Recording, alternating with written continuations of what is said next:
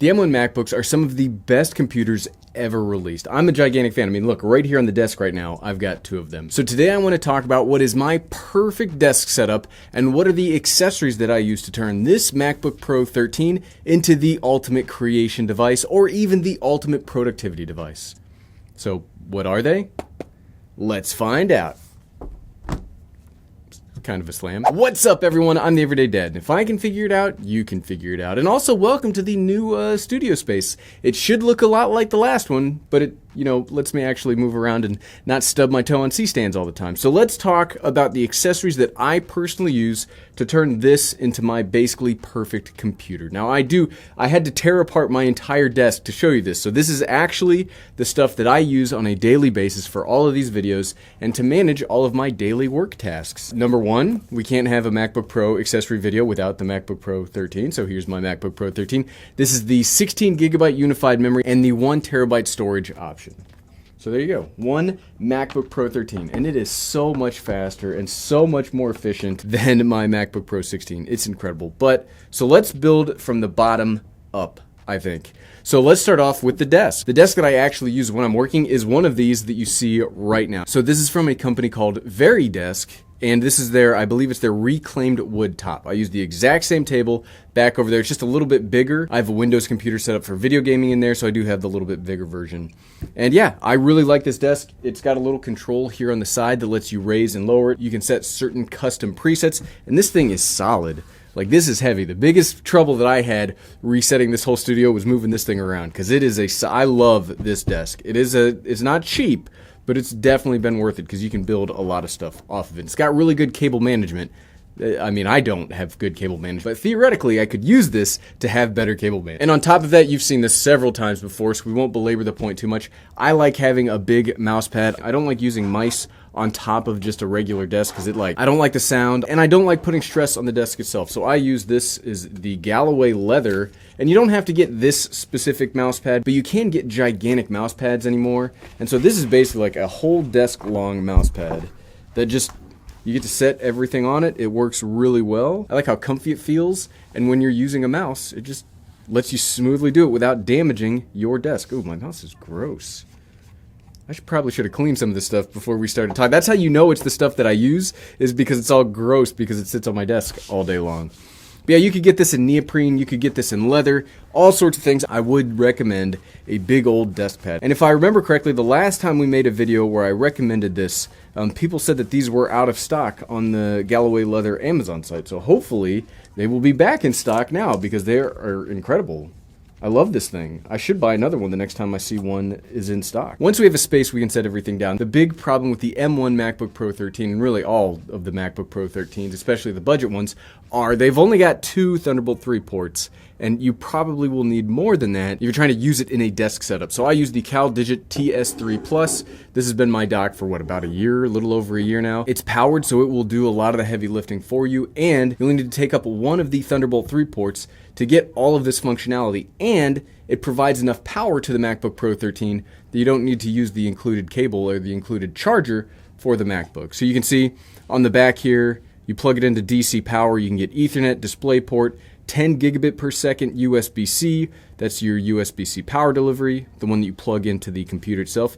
You get 4 USB-A on the back, then on the front you get another USB-A, another USB-C, headphone, and SD card. I'm telling you, this is also expensive, but I use this. I cannot exist without this thing anymore. I use a lot of SD cards, so I have to import all of my footage, but even if I didn't use SD anymore, I would still use this because it lets me plug in all of my accessories. All through one. I love Thunderbolt 3. That's my biggest problem with Ryzen laptops is you don't necessarily get Thunderbolt 3 yet. I've heard USB-C 4 will include a lot of the same technology as Thunderbolt 3, but you don't have it yet, so I love this dock. I would buy this dock again if this broke on me. Okay, so we also have to set the computer on the desk, I guess, what helps. You could just use it right like this. You could even have it open, plugged into an external monitor, and that could be a dual screen setup. But I just like using one monitor. We'll see my monitor here in just a second. And then I really like these. This is called a Book Arc. I'm pretty sure you can buy these from lots of companies. But all you do is you just set your computer right in there. It's so easy. I actually put my MacBook behind the monitor, and then I never have to worry about it, and it just stays nice and even, and I don't have to worry about it taking up too much space in the desk. I've got lots of vertical space on the desk, but I don't have as much horizontal space. So it takes up a lot of room when you just set it down like this, where it does not take up nearly as much room when you do that. Just get it out of the way. Okay, so how do I interact with the computer if it's set up in a stand and I can't actually touch it? So I use the Apple Magic Keyboard. This is my favorite keyboard ever made. This is my favorite keyboard of all time. I have the space gray version with the number pad. You can get a smaller version that's cheaper, but I love this thing. It's totally wireless, connects via Bluetooth. You charge it with a lightning cable, and the battery lasts forever. I don't actually remember the last time I charged this thing, which probably means it's going to die. Oh, this is also gross. Which probably means this is going to die sometime today. It's always, your technology always dies at the least opportune moment. But you can see here, it's got a little bit of a wedge shape to it, and it's so small that your hands and wrists are able to maintain a very neutral position when you're typing. It feels very comfortable. The keys, they're just clicky enough. They're not like super mechanical, but they're also not very mushy. This is just, it feels great. You can get into an incredibly smooth typing groove with this keyboard. I love it. There's a reason, you've probably heard me say several times that I love all this gear, because, you know, one of the benefits of having a YouTube channel like mine where I talk about tech all the time and it has enough of a revenue is I could buy anything that I wanted. So the stuff that I have here, I use because I absolutely love it, and it's my preferred stuff. I love this keyboard, but then I also, for the mouse, I used to use the Apple Magic Mouse, and it's fine, but it's only fine. It's not amazing. I use the Logitech Mx Master 3, which is the best mouse ever. So I would say that this key combination, this keyboard mouse combination, is the best that money can buy. It's phenomenal. This again connects via Bluetooth. You've got a vertical scroll wheel here, but you've also got a horizontal scroll wheel here on the side, which is my favorite part. As somebody that does a lot of scrubbing through video clips, this horizontal scroll is so good. Yes, I know that in most video editing software you can set up ways to scroll horizontally, but I just like being able to do it with a dedicated wheel. Makes it so easy. You've got customizable buttons here. There's even, you probably can't see it here, but there's a customizable button right here. This charges via USB-C, and unlike the Magic Mouse, you can charge it and use it at the same time because it has an actual useful charging port, not here on the bottom. And what's cool about this is you can pair this to up to 3 devices at once. So I've actually got this paired to my MacBook Pro 13, this one, but I also have this paired to my Windows laptop, and I have that set for number 2. It's super comfortable. This is the most comfortable mouse you will ever use. It's got nice heft to it. The MX Master 3 and the Magic Keyboard is the perfect keyboard mouse combination. You saw me say that I've only got the 1 terabyte drive. Obviously, sometimes I will need more than that. And in those situations, I have 2 kinds of drives. So one, I have, these are Samsung solid state drives, and then I use these regular spinning drives from Lacie. So these are what I consider to be just cheap storage. You can buy a lot of these. This is 4 terabytes right here. You can buy it for like $100, and I keep all of my files backed up on 3 of these. So I have triple redundancy in case one dies. You never ever want to have something that's important to you saved on 1 drive, whether it's your internal drive, an external drive. I like to have 3 copies. That lets me sleep at night. But if I'm doing work or I'm transferring footage from a camera to another computer or from computer to computer, I do like using solid state drives because they are faster. This is the older Samsung T5. This is a 2 terabyte version. And this just holds, obviously it holds twice the storage that my computer over there holds, but it reads relatively quickly. The T5s can sometimes be hard to get a hold of because all of the Blackmagic cameras can write to these, but they can't write to the T7s, which we'll talk about in a second, so people generally snap these up as quick as possible. So I keep 1 of each on hand. The T7 is this one. You can see it's a little bigger, but it's a little thinner. It's more of like a credit card shape. This is my preferred method. This is a 1 terabyte version. This reads faster. It writes faster. If you want a little more security in your files, you can also, this thing right here is a fingerprint scanner, so you can set it up with Samsung software to only unlock for you, which is, I think, pretty neat. I never use that, but I really like these 2 styles of solid state drives. Solid state drives have gotten cheap enough that I default to them as much as I can. Unless I need 3 versions of something, then I go with this. Ooh, and you'll also need cables, so I have USB-C cables. I think those are, I don't have any more cables here, but you always got to have some kind of USB-C cable. And then actually, seeing this cable, hold on. Here's something else that I want to mention quickly. If you're going to have all of this stuff, you're going to have lots of cables, right? Cable management is very important. And so this is not really an accessory for the MacBook, but it's an accessory for literally everything I use in the studio. These are Velcro gear straps, so you can pull this off, and then you can cable manage all of your cables, and this is surprisingly wide, so you can get like even thick cables you can manage and make sure that they are not just all over the place. This has changed my life. If there's only one thing in this video that you should go look at like right now, it's these things. These will, I'm telling you, these will change your life in how you manage I mean, there's cables everywhere. I'm looking around my studio right now. There's cables everywhere. You do not want cables just hanging out, or they'll control you. You won't control them. Gear straps. A couple more things for the inside studio, and then we'll talk about the accessories that I use when I'm out and about, because I have had to travel for work recently. We talked about needing to import SD cards, and I'm not sure that I ever really talk about the ones that I use. I use these Sony Tough M cards. So there's the Sony Tough M and G. The G are the expensive ones because they're the V90. These are the cheaper V60 version. Now, all that means is how fast that they can read and write. I shoot everything in 4K 30 frames per second at 10-bit, so I need a faster card, but I don't need the fastest card. These M cards, you can get them for reasonably priced. They're UHS 2, and they're a single, like, piece. There's not two pieces. Normally, if you check out a regular SD card, they're two pieces glued together. I've had problems with that in the past, so I just use these. They're all one single piece. They're tough. They're waterproof. They're durable. Like you would have to be trying to break this to break this. So that's all that I use. These Sony Tough cards, these are the only SD cards I use. If you've seen me live streaming recently, I still use the Elgato Cam Link. This is the original one. It's USB-A, HDMI. This does not do 4K, but why would you stream in 4K?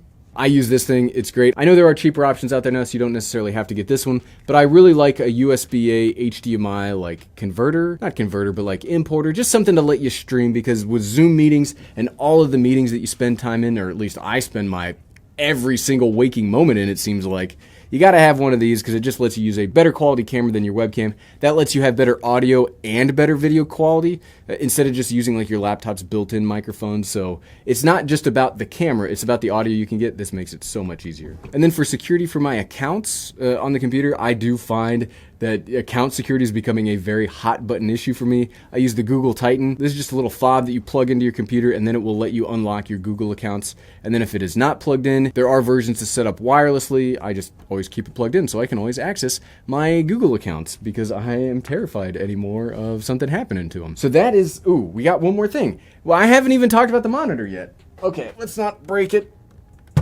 Here we go. This is the LG 34GN. This is an ultra-wide gaming monitor, so it's not specifically designed for like video editing and stuff like that. It has a pretty fast refresh rate, but I just really like having an ultra-wide monitor. This one is super color accurate. I've also calibrated it myself, so everything looks incredible on here. This saves me so much time. I do not like dual monitor setups. I like having everything just on one screen that I can see whenever I need to see it. And this provides so much viewing space, it's incredible. Plus, it has DisplayPort. I have my speakers plugged into it. Everything plugs right into this monitor and that dock, and it just takes one cable into the MacBook. I love this monitor. It's really heavy, and you can see it right here in the back. It also has some cable management here, so as you plug stuff in, you can loop it through here, so all your cables in the back don't get crazy. But it's heavy, and so let's set it down. Let's also talk about speakers, because I talked about plugging them into the monitor. So these are what I use. These are the E3.5s. I've heard these called the monitors for people that don't know what good is. I am not an audiophile. These sound phenomenal to me. These are good enough for me to jam out to some music, play some video games, do my video editing. I really like these. These were not very expensive. There's a pair of them. I just left the other one out there because you don't really, just imagine that there's two in my hand here. If you're not an audiophile, you'll probably think the same because they do sound fantastic. So that's everything that I use to set up my desk here for the MacBook Pro 13. But like I said, I have been traveling for work a little bit, going into the office, traveling around the local area. And there are a few different things that I use when I'm traveling. I don't like just using the MacBook by itself. I do like having a couple of key things to take with me. And they're all right here, thankfully. So I do use, this is the Netgear, I forget what this thing's even called. This is a hotspot. So I have T-Mobile for my cell phone, but T-Mobile doesn't have service everywhere that I need to go. So I have one of these for AT&T, just that I have redundancy. So if I need an internet connection, I can either use my AT&T hotspot or I use my cell phone's T-Mobile. If AT&T is not working, use my cell phone. It's really fast. This is really powerful. It's just great to bring along with me. It's not cheap, but again, much like this other stuff, it's stuff that I need to work. So the cost is not that big of a deal for me personally because if it's gotta work, it's gotta work. For bags, the way that I carry my MacBook Pro 13 around, I use this. I know it's gonna sound, you'll be like, Gary, you spent all this money on this other stuff. Why are you cheaping out on the bag? Well, here's why I use this bag. It's of a reasonable quality, it's nice and matte black, and it's unassuming. So what I don't like is bringing around a bag that screams, this guy has a bunch of expensive stuff in here. I don't like that. I like having a bag where they look at it and they're like, there's no way there's anything valuable in that thing. Look at it, it's falling apart. It has enough space to put the MacBook in here. You've got some more space in here for all the rest of the accessories. Unassuming bags, I'm telling you. Don't walk around with expensive bags, especially if they're bags that are known to be expensive. Just a warning. For the last couple of things we're going to talk about, when I'm doing quick day trips, I don't like bringing along the Logitech Mx Master 3. It's a little too big. I use the Logitech M350 Pebble. This thing, you can do this either Bluetooth or through a wireless connection. It has a little dongle with it, but this thing is super small. It's got a good enough click that it's better. I don't like doing the dance here on like a computer where I'm trying to type and then using the trackpad at the same time. I like being able to spread out even when I have a laptop. That's why I have this. Then when it comes to a dongle, because you will probably need some way to get more ports into the computer and you won't want to bring that dock around everywhere. So I've been using this Editor Keys dongle. The Editor Keys did send me this, so I did not buy this. This is the only thing in this entire video that I did not buy, but I've really been liking it. You get SD card, micro SD card, USB-C, headphone, 3 USB-A, and a 4K HDMI port, which is pretty important. And what I like, and this is, I know it's silly, but one of the reasons I've been bringing it around is this lights up.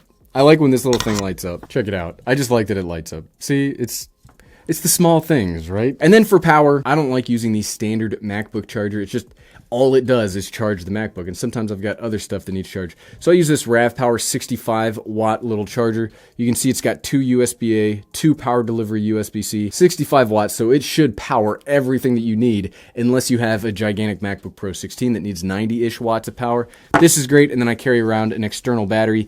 Even though the MacBook Pro 13 has phenomenal battery life, my iPhone 12 mini does not have the best battery life, so I still bring along an external battery. This is also, wow, I'd try to not double up on the brands if I can help it, but this is a double Ravpower day. I just use them because I like how they look. This one also has the little digital display. This is at 0% because we were just traveling the other day, but it also gives you power delivery USB-C, gives you USB-A, lets you know how much you've got, and it's what, a 10,000 milliamp? This is a 15,000 milliamp hour battery, so it gives you plenty of power when you're out traveling. So that's Gary's entire setup, whether I'm sitting at my desk or I'm out traveling for work. This is every single accessory that I personally use to make all of this content or to even work while I'm out. But what are some of the things that you like? Let me know in the comments below. What are some of your favorite accessories for the MacBook Pro? I found a lot of this stuff from you all leaving me comments, which is phenomenal because I love buying these little gadgets. The accessory videos are my favorite videos to make. And if you like this video and you would like to see a follow-up on the MacBook Pro 13 on why I think it is the best option out there right now if you're looking to buy a laptop, here's the video right here. Click, click, click, click, click, click, click. Thanks for watching.